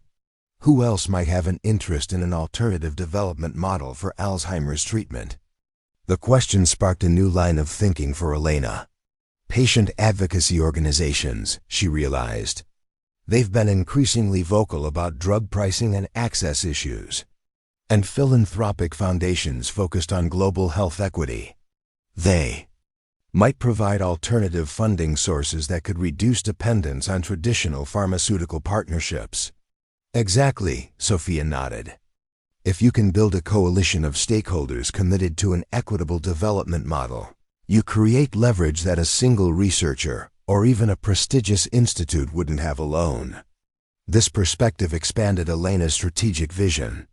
She had been thinking primarily about convincing her own institution, but perhaps the approach needed to be broader, bringing external partners to the table who shared her commitment to equitable access. After lunch, they walked to the special meadow where Sophia's goats preferred to graze.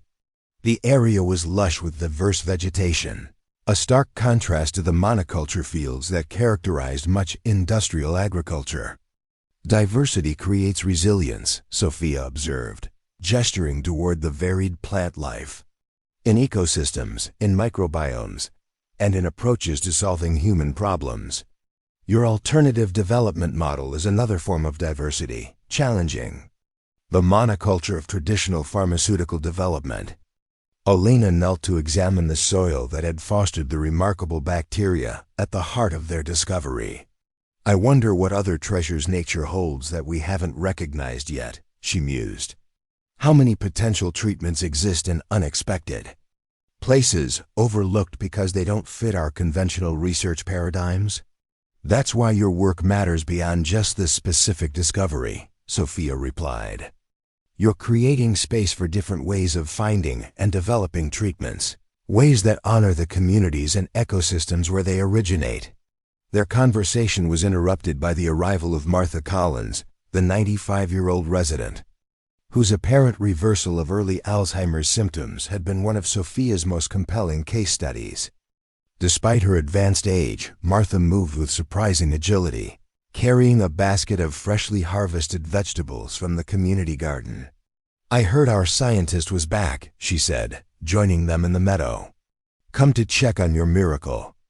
Bacteria? Elena smiled at the characterization. They're not my bacteria. If anything, they're yours. You and the other community members have been benefiting from them for years. And now you want to share that benefit with the world, Martha nodded approvingly. My daughter's a geriatric nurse in Seattle.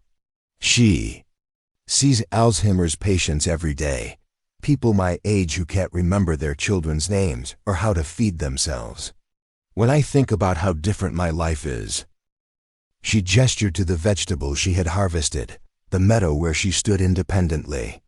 Everyone deserves this chance at cognitive health in their later years.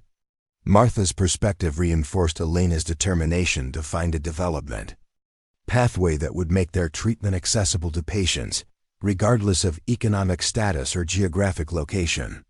This wasn't just an abstract ethical principle, but a concrete human need embodied by Martha and millions like her around the world.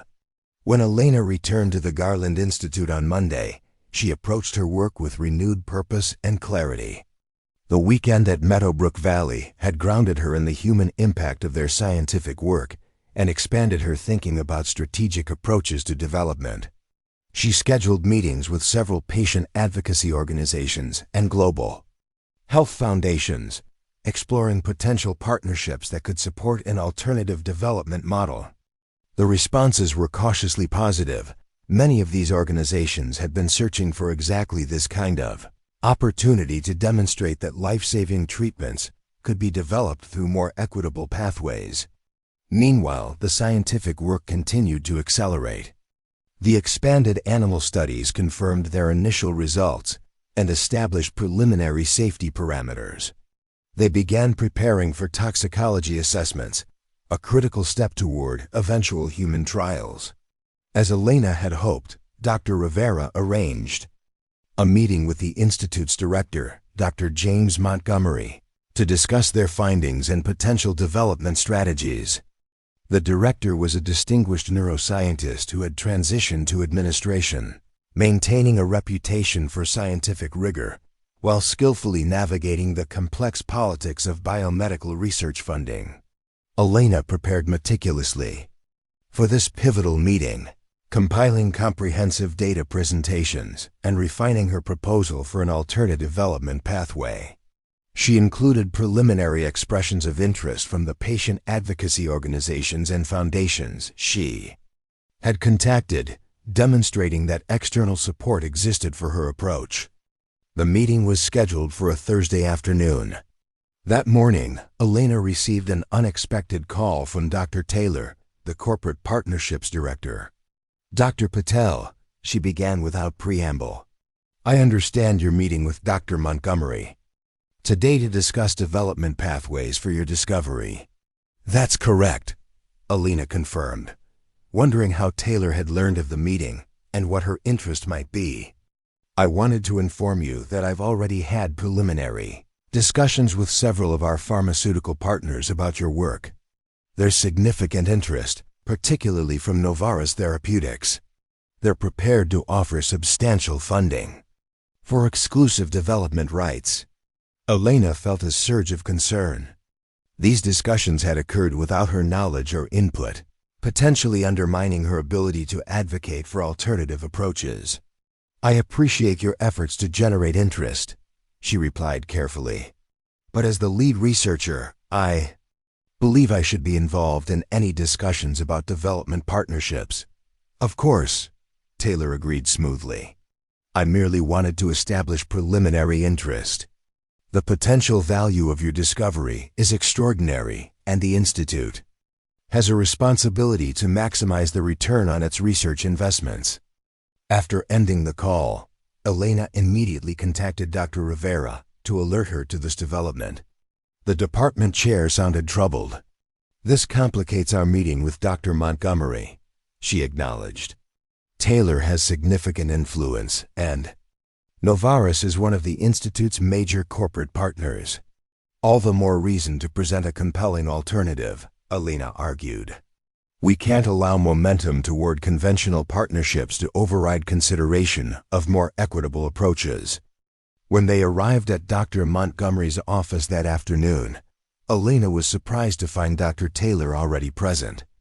The Corporate Partnerships Director smiled professionally, but her presence clearly signaled that this would be a more contested discussion than Elena had anticipated.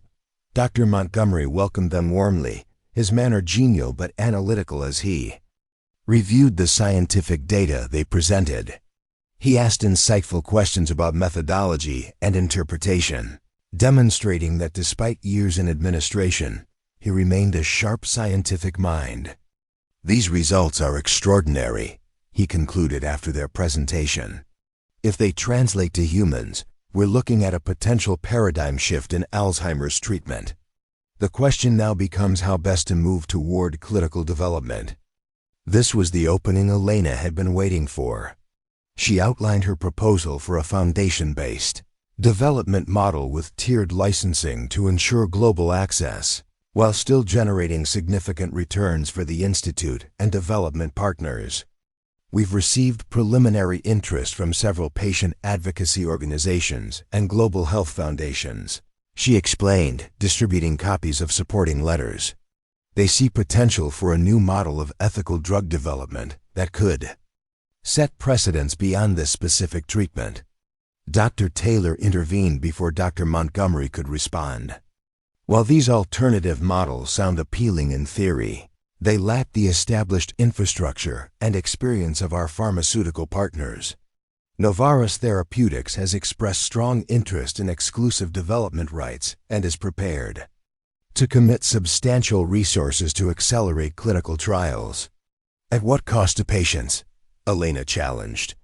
"The average price for new Alzheimer's treatments developed through traditional pharmaceutical pathways exceeds $50,000 annually. Unaffordable for most patients globally, and many even in wealthy countries." "Development costs for novel biologics are enormous," Taylor countered. "Those costs must be recouped through pricing that reflects the value delivered." Dr. Montgomery listened to this exchange with a thoughtful expression. "Both perspectives have merit," he observed. "The Institute does depend on returns from our discoveries to fund ongoing research. But our mission ultimately centers on improving human health, which requires treatments to reach those who need them." He turned to Elena. "Your alternative model is intriguing, Dr. Patel, but untested. What evidence do you have that it could successfully bring a treatment of this complexity through clinical development and regulatory approval? It was the critical question, one Elena had anticipated. She presented case studies of successful alternative development models, including several vaccines and treatments for neglected diseases that had reached patients through innovative partnerships between research institutions, nonprofit organizations, and manufacturers in emerging economies. None of these examples perfectly matches our situation, she acknowledged.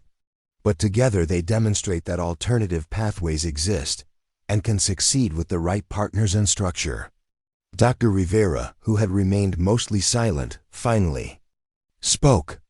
What Dr. Patel is proposing represents not just a development strategy for one treatment, but potentially a new model for how the Garland Institute approaches discoveries with major public health implications. There are risks, certainly, but also the opportunity for leadership in addressing one of the most criticized aspects of modern biomedicine, the disconnect between scientific progress and equitable access. Dr. Montgomery considered this perspective, tapping his fingers thoughtfully on the conference table. "I'm not prepared to make a decision today on such a complex matter," he finally said. "But I am willing to authorize a dual-track approach for the next 3 months. Dr. Patel, you may continue developing your alternative model, securing concrete commitments from the partners you've identified. Dr. Taylor, you may continue preliminary discussions with pharmaceutical partners, but without making binding commitments. After 3 months, we'll reassess based on the concrete options available to us." It wasn't the unequivocal support Elena had hoped for, but it was a fair compromise, an opportunity to demonstrate that her alternative approach could be viable. As they left the meeting, Dr. Taylor's expression made clear that she considered this merely a delay in the inevitable march toward conventional pharmaceutical development. 3 months isn't much time to build an alternative development consortium, she remarked with professional coolness, especially while simultaneously managing the scientific work. "Then I'd better get started," Elena replied, refusing to be intimidated. Some things are worth the extra effort. Back in her office, Elena called Sophia to update her on the meeting's outcome. Her aunt listened carefully before offering her perspective. "You've won an opening, which is significant given the institutional forces aligned against alternative approaches. Now you need to transform that opening into a viable pathway." 3 months to build what would normally take a year, Elena sighed, while still overseeing the scientific work. "You're not alone in this, Ellie," Sophia reminded her. "You have allies, both within your scientific team and among the organizations that share your vision. And you have a compelling story to tell about the origin of this discovery and its potential impact. A story that begins with a sick goat and might end with a revolution in how we treat Alzheimer's disease," Elena reflected, "and perhaps in how we develop treatments for other conditions as well." As she hung up the phone, Elena felt the weight of the challenge ahead, but also the tremendous possibility it represented. The bacteria from Meadowbrook Valley had already transformed her scientific career. Now they might help transform the relationship between scientific discovery and human well-being, creating a model where breakthrough treatments could reach all who needed them, not just those who could afford them.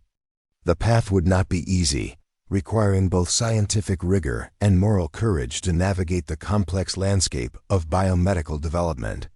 But as she returned to the laboratory where her team continued their work, Elena felt a deep certainty that this was a challenge worth embracing, not just for the millions suffering from Alzheimer's disease, but for all those who believe that science should serve humanity equitably and compassionately. The 3-month clock began ticking immediately. Elena divided her efforts between overseeing the continuing scientific work and building support for her alternative development model. The days stretched long, often beginning before sunrise and ending well after midnight, but a sense of purpose fueled her despite the exhaustion. She assembled a small strategic team, including Marcus, who had surprised her by becoming an enthusiastic advocate for the alternative approach. "I became a neuroscientist to help people with dementia," he explained simply. "Not to create treatments only the wealthy can access." Dr. Cowrie joined their efforts as well, bringing valuable contacts in global health organizations from her previous work in the Middle East. Together, they mapped out a strategy that would demonstrate the viability of their alternative development pathway before the crucial 3-month evaluation. Their first breakthrough came unexpectedly. An article in the prestigious journal Neuron highlighted their preliminary findings on the bacterial metabolites, generating immediate attention in the scientific community. Elena had been cautious about publishing too early, but Dr. Rivera had encouraged them to establish scientific priority through a carefully framed research note focusing on the novel bacterial strain and its metabolites without specifying their therapeutic potential. The publication triggered a flood of inquiries from researchers, pharmaceutical companies, and patient advocacy groups. This sudden spotlight created both opportunities and challenges for Elena's team. Novartis has increased their offer for exclusive development rights, Dr. Taylor informed Elena during one of their weekly update meetings, unable to hide her satisfaction. They're prepared to commit to an accelerated development timeline, with projected market availability within 4 years if clinical trials are successful. "And the projected price point?" Elena asked, already knowing the answer. Taylor's slight hesitation confirmed her concerns. Pricing would be determined after approval, of course, but their models suggest a range comparable to other novel biologics for neurodegenerative conditions. In other words, tens of thousands of dollars annually, placing it beyond reach for all but the wealthiest patients or those with exceptional insurance coverage. This conventional approach would undoubtedly benefit the Institute financially and bring the treatment to market efficiently for some patients. But it would leave millions of others without access, including the very community where the discovery had originated. The publication also opened unexpected doors. Dr. Amir Hassan, director of the Global Neurodegenerative Disease Alliance, reached out directly to Elena after reading their paper. "I've been following your work with great interest," he said during their video call, his expression animated despite the early hour in Geneva. "Not just the science, which is remarkable, but also your exploration of alternative development models." Elena was surprised. "How did you know about that aspect?" "It wasn't mentioned in our publication," Dr. Hassan smiled. "The scientific community has its grapevine. Several colleagues at patient advocacy organizations mentioned your outreach. I'd like to help if you're open to it." This conversation marked a turning point. Dr. Hassan had extensive experience navigating the complex intersection of scientific research, drug development, and global health equity. Under his guidance, Elena's vision began transforming from an idealistic concept into a concrete proposal with specific structures, funding mechanisms, and development timelines. The core of their model emerged as a specialized foundation, the Neuroregenerative Treatment Access Foundation, that would hold the primary patents for neurobacillin and related compounds. The foundation would be governed by a board representing multiple stakeholders: the Garland Institute, patient advocacy organizations, global health experts, and notably, representatives from Meadowbrook Valley, honoring the community where the discovery originated. Instead of exclusive licensing to a single pharmaceutical partner, the foundation would implement a tiered approach, non-exclusive licensing to multiple manufacturers with differential pricing requirements based on market location and patient income levels. This structure would ensure both the financial returns needed to sustain research and the broad access Elena considered ethically essential. "The key is demonstrating financial viability," Dr. Hassan advised during one of their planning sessions. "Your scientific results are compelling enough to attract significant investment, even without offering exclusive rights. We need to make that concrete through formal commitments. Following his guidance, Elena approached several socially conscious investment funds that specialized in healthcare innovations with global impact. The response exceeded her expectations. 3 major funds expressed serious interest, collectively indicating willingness to commit over $200 million to clinical development if the alternative model was adopted. This level of financial commitment changes the conversation entirely. Dr. Hassan noted with satisfaction. It demonstrates that ethical development isn't just morally superior, but financially viable. Meanwhile, the scientific work continued to advance. The toxicology studies showed remarkably favorable results, with no significant adverse effects, even at doses substantially higher than the therapeutic range.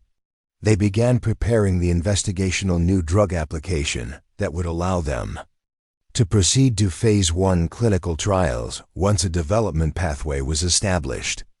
As Elena's team built momentum for their alternative approach, resistance from traditional quarters intensified. Dr. Taylor orchestrated a series of meetings between Novartis executives and key members of the Institute's board, emphasizing the focusing risks of unproven development models and the potential revenue loss if exclusive licensing was declined. These behind-the-scenes maneuvers came to light when Dr. Rivera warned Elena during one of their weekly updates. "Several board members have expressed concerns about your approach," she said frankly. "They're uncomfortable with rejecting a guaranteed revenue stream in favor of an untested model, regardless of its ethical merits." "Then we need to make our case directly to the board," Elena decided. "Not just the ethical arguments, but the financial and reputational benefits of leadership in ethical drug development." Dr. Rivera nodded thoughtfully. "I can arrange that. But you'll need to be exceptionally well prepared. These are business people and administrators, not scientists or ethicists. They respond to concrete numbers and risk assessments, not idealistic visions." This insight guided Elena's preparation for what would likely be the decisive presentation. She worked with Dr. Hassan and financial experts from the interested investment funds to develop detailed projections comparing the conventional and alternative development models. Their analysis showed that while the traditional approach might generate higher short-term returns, the alternative model offered comparable lifetime revenue with significantly greater global impact and reputational benefits.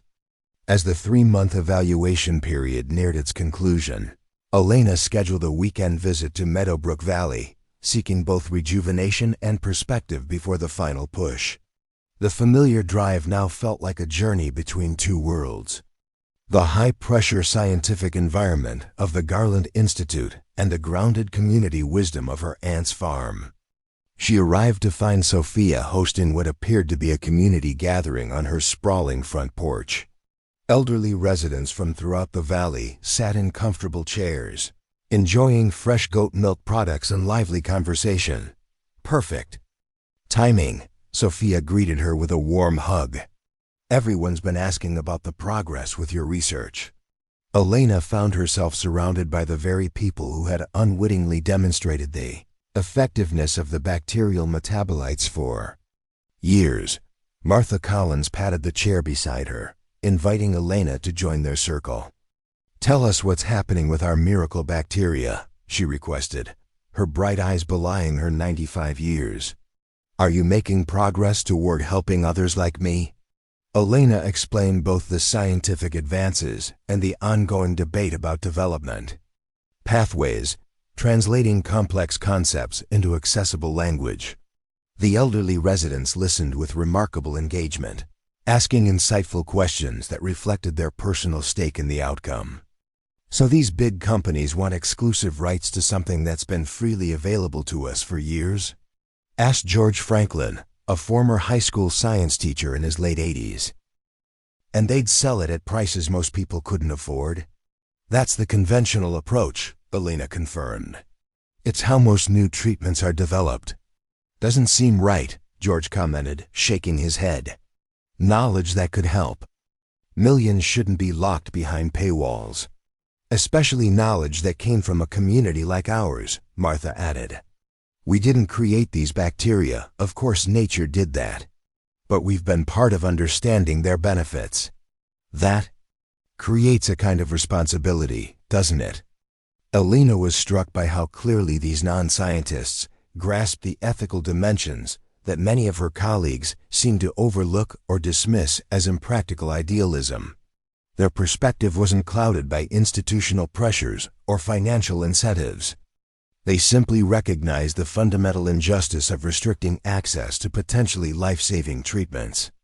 Later, walking through the special meadow with Sophia, Elena shared her concerns about the upcoming board presentation. What if all our preparation isn't enough? What if they choose the conventional pathway despite everything we've demonstrated? Sophia considered this possibility thoughtfully. Then you'll have done everything you could to advocate for a more equitable approach. Sometimes systems change incrementally, through persistent effort rather than single victories. But millions of Alzheimer's patients would still lack access to an effective treatment. Elena objected, the potential loss weighing heavily on her. Yes, Sophia acknowledged, and that would be a profound failure of our healthcare system. But consider this, your work has already created ripples beyond this specific treatment. You've built a coalition of organizations committed to alternative development models. You've demonstrated that significant investment is available for ethical approaches. Those accomplishments won't disappear even if this particular battle is lost. This perspective helped Elena recognize that her impact extended beyond the immediate decision about neurobacillin. She was contributing to a broader movement challenging how medical innovations reach those who need them, a movement that would continue regardless of any single outcome. Returning to the Garland Institute with renewed clarity and determination, Elena focused on finalizing their proposal for the board presentation. The 3-month evaluation period had yielded impressive results, formal investment commitments exceeding $200 million, partnership agreements with manufacturing facilities in multiple countries, and support from major patient advocacy organizations, representing millions of Alzheimer's patients worldwide. The night before the presentation, Elena received an unexpected visitor in her laboratory. Dr. Montgomery, the institute director, appeared at her door long after normal working hours. I hope I'm not interrupting, he said, noting the slides. Open on her computer screen. Preparation for tomorrow? Yes, Elena confirmed, surprised by his presence. Final adjustments to our presentation. Dr. Montgomery nodded, his expression unreadable. I wanted to see where it all began, the laboratory where these remarkable bacteria revealed their secrets. He glanced around at the sophisticated equipment and the carefully organized research materials. Quite a journey from your aunt's goat farm to potential revolutionary Alzheimer's treatment. A journey that's still unfolding, Elena replied cautiously, unsure of his purpose in visiting. Indeed. He studied her with thoughtful attention. You know, Dr. Patel, in my 30 years in biomedical research, I've seen countless promising discoveries. Most follow predictable pathways, papers published, patents filed, licensing deals negotiated. Occasionally treatments emerge that help some patients, usually those with excellent insurance or personal wealth. He paused, gazing through the laboratory windows at the darkened campus beyond. Rarely have I seen a scientist fight as passionately for how their discovery reaches the world as for the discovery itself. The discovery feels incomplete if it doesn't reach those who need it, Elena explained simply. A perspective, too. Often lost in our current system, Dr. Montgomery acknowledged. I came tonight because I wanted to understand your conviction directly, not filtered through presentations or advocates. Why does this alternative pathway matter so deeply to you? The question invited a personal response rather than scientific or financial arguments. Elena considered carefully before answering. When I first visited Meadowbrook Valley, I met elderly people with cognitive abilities that defied everything we know about aging. Martha Collins, at 95, shows none of the Alzheimer's symptoms that were developing when she arrived there 10 years ago. That transformation happened because she had access to something remarkable, not through privilege or wealth, but through community connection. She continued, her conviction evident in her voice. I believe scientific discoveries belong in some fundamental way to humanity, not exclusively to those who can afford to pay whatever price is set. Especially discoveries like this one, which originated in a natural community setting and could alleviate suffering for millions worldwide. Dr. Montgomery listened attentively, his expression thoughtful. An idealistic position, but not without practical merit in this specific case. He straightened, becoming once again the formal institute director rather than the reflective visitor. I look forward to your presentation tomorrow, Dr. Patel. Good evening. After he left, Elena wondered about the purpose of his visit and what it might signal about the pending decision. Had he come seeking reassurance about her alternative model, or preparing to let her down gently? His enigmatic manner revealed nothing definitive, leaving her to focus on making the strongest possible case the following day.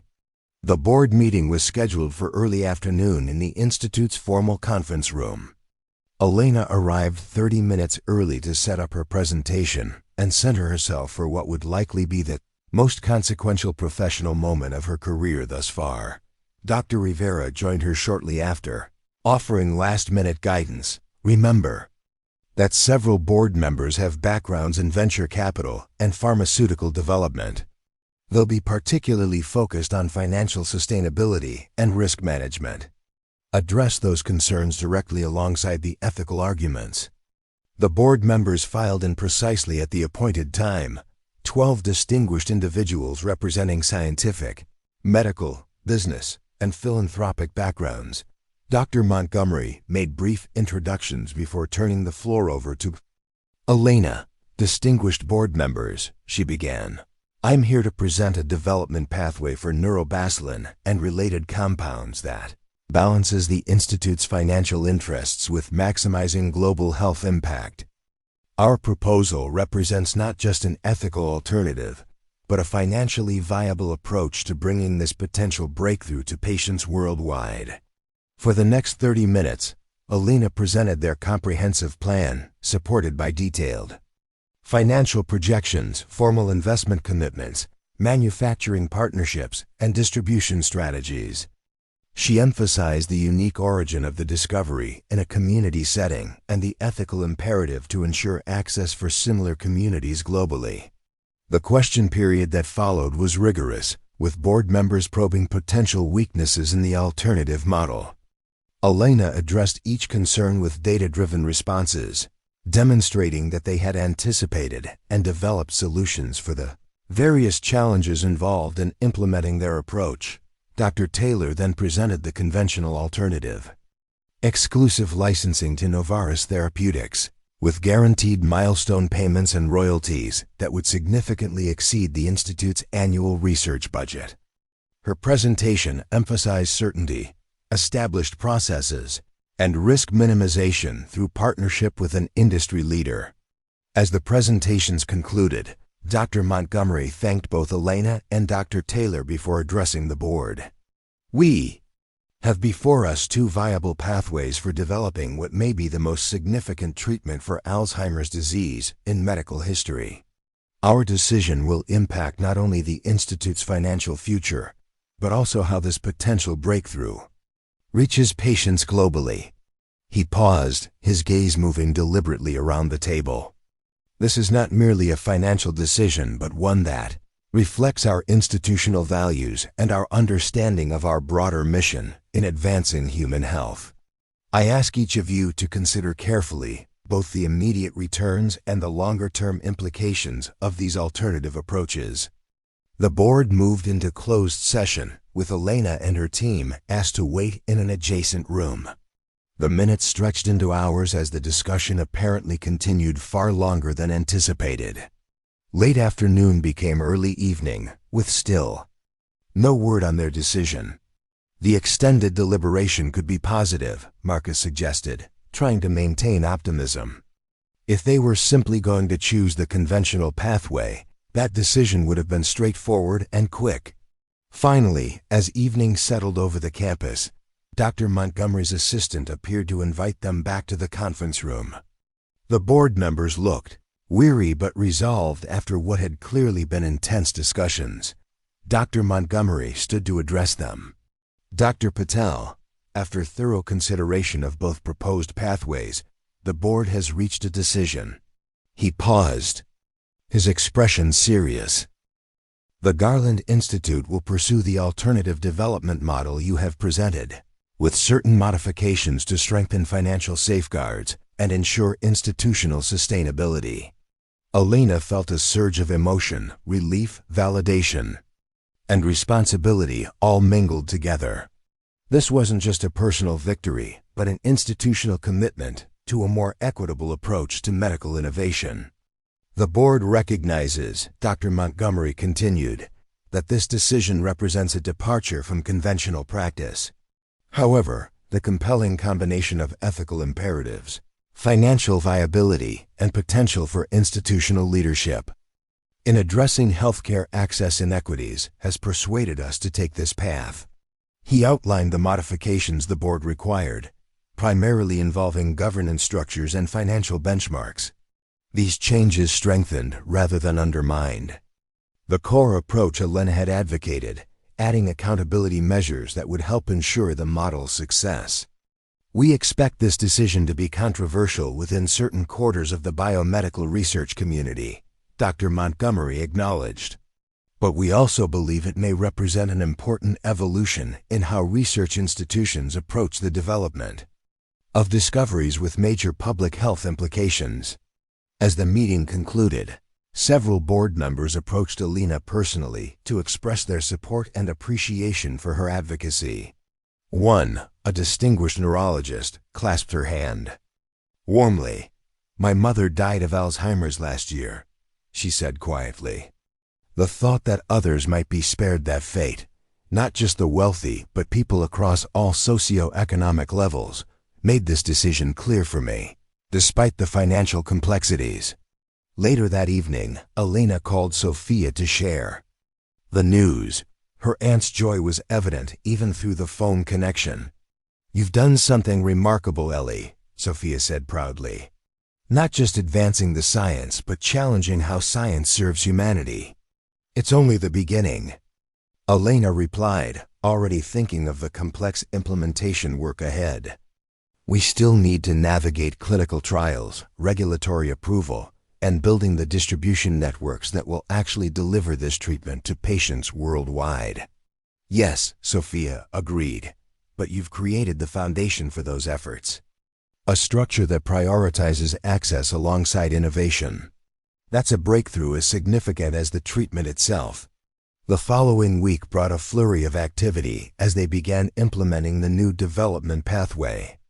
The Neuroregenerative Treatment Access Foundation was formally established, with an initial board including representatives from the Garland Institute, patient advocacy organizations, global health experts, and, as Elena had insisted, 2 community members from Meadowbrook Valley, Sophia and Martha Collins. As Elena had anticipated, the decision generated significant attention within the biomedical research community. Some critics dismissed it as naive idealism that would ultimately fail when confronted with market realities. Others hailed it as a potential model for future development of treatments addressing major global health challenges. Novartis Therapeutics, disappointed by the rejection of their exclusive licensing offer, initially released statements questioning the viability of the alternative approach. However, in a surprising development, their CEO requested a meeting with Elena and Dr. Montgomery 2 weeks after the board decision. "We've been reconsidering our position," she explained during their conversation. "While exclusive licensing remains our preferred model, we see potential value in participating in your alternative approach as one of multiple manufacturing and distribution partners." particularly for high-income markets. This unexpected flexibility from a major pharmaceutical company suggested that the impact of their decision might extend beyond this specific treatment, potentially influencing industry practices more broadly. As the clinical development process began in earnest, Elena maintained her connection to Meadowbrook Valley, visiting regularly to share updates and continue collecting data from the community where it all began. During one such visit, she and Sophia walked once again through the special meadow where the goats grazed on the plants that fostered the remarkable bacteria. "I've been thinking about how random this all seems," Elena reflected. "If my car hadn't broken down that specific weekend, if you hadn't called about a sick goat, if I hadn't extended my stay, none of this would be happening." Sophia smiled, her expression wise and serene, perhaps not so random. Throughout history, breakthrough insights have often emerged from unexpected connections between different worlds, in this case, a small farming community and a prestigious research institute. Maybe we need more such connections, more scientists who find themselves temporarily stranded in places they never planned to visit. As they watched Athena and her growing kids grazing peacefully in the distance, Elena contemplated the journey ahead. The clinical trials would take time, regulatory approval would present challenges, and maintaining their alternative development model would require constant vigilance against forces pushing toward more conventional approaches. But something fundamental had shifted, not just in the specific pathway for neurobacillin, but in the demonstration that scientific breakthroughs could reach the world through models, prioritizing both innovation and access. The bacteria from Meadowbrook Valley goats would help millions suffering from Alzheimer's disease, and equally important, had helped catalyze a reimagining of how medical science could better serve humanity. As the sun began to set over the peaceful valley, Elena felt a profound sense of purpose and possibility.